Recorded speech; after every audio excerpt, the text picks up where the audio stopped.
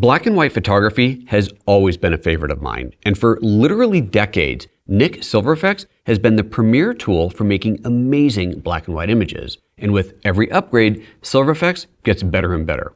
Let's start with a quick tour, and those of you who are already familiar with Silver Efex will immediately notice some welcome changes. For this demo, I'll be using Photolab as the host. I already have my image selected. This is a photo of Varanasi, India. And to open this in the Nik collection, I'll click on the Nik collection button down here on the bottom right, and then choose the tool that I want. In this case, Silver Efex. Let's start with a quick tour. Over on the left, you'll see a list of presets. As you select each one, a variety of filters are added to the right, building up the image that you see in front of you.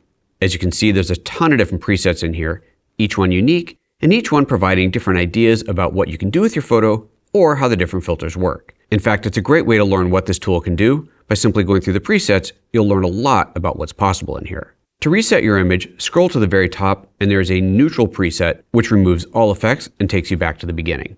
You may have noticed something different about the way Silver Efex works today versus how it used to. Here I have something called film types, and if I collapse that, there's nothing left. All of the filters that you add are stored over here on the left and don't show up on the right until you need them. So now Silver Efex works more like color effects. As I select filters on the left, they get added on the right. If I'm not using it, it's not there. And if I want to get rid of it, just click the X to take it out. The recommended workflow when working with Silver Efex is to start with film types. This is something that you can't remove because this is the translation from color to black and white. Right now you see that it's set to neutral. All the colors are at 0, and there's a flat curve on here. So literally all that's happened is the image is converted to black and white. But if I click on the film types, you'll notice that there's a variety of different film stocks that are a great place to start for your image. Each one of these renders your image completely differently.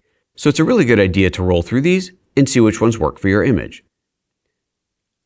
I'm going to use this one here, Ilford XP2 Super 400. And you can see for this one that the color sensitivity has changed as well as the curve. Also down underneath that, you'll see how much grain has been added to the image, and that's been affected as well. Understanding how the color sensitivity sliders makes a big impact on how your image looks. If I grab the red slider and drag that down or up, that's essentially saying that the film is more or less sensitive to the color red. But I don't really know where red is other than just dragging the slider around and seeing what happens. Since you can't see the color image, it's hard to know where the red is or was in your scene. But now you can see the color image. Check this out. Down on the bottom left, there's a new tab called Original Image.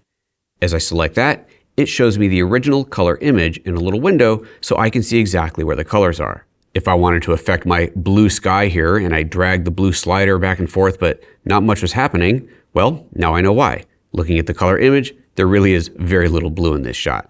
This original image reference can be very, very handy, especially when working with film sensitivity, but also when working with color masking. Another way to see the color image is to use the compare menu. It used to be that you could only compare to the neutral black and white, which means when you press and hold on compare, you see the neutral black and white image, and then when you release, you see your filtered one.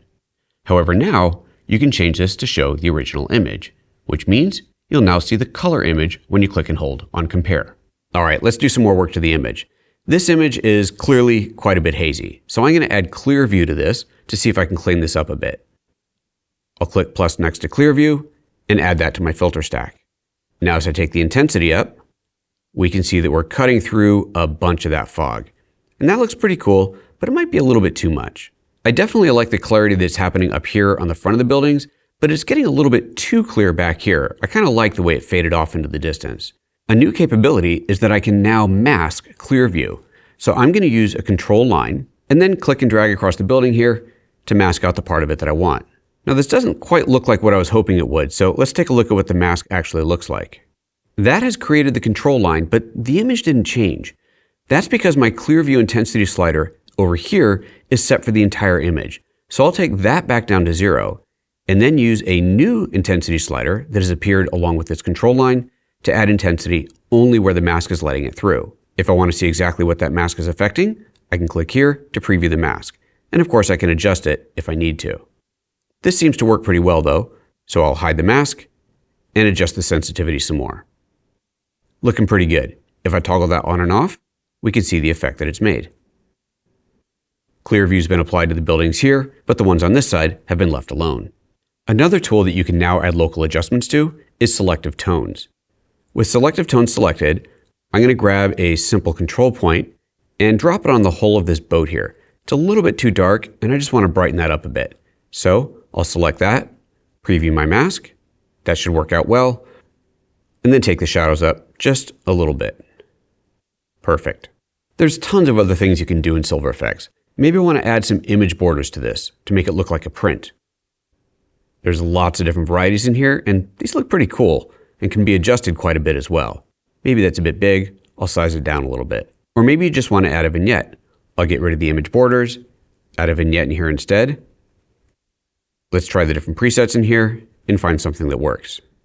I could also add a little bit of toning. Maybe I want to make it look kind of sepia, so let's add the toning filter and try some of these presets. Some of these could work pretty well for this image. Something like this will definitely make it look like a really old photo. Silver Efex is awesome. With the refined layout, the addition of the original color image view, and of course the new color mask tool, which we didn't use here, but is in all of the new filters, Silver Efex is more powerful than ever before.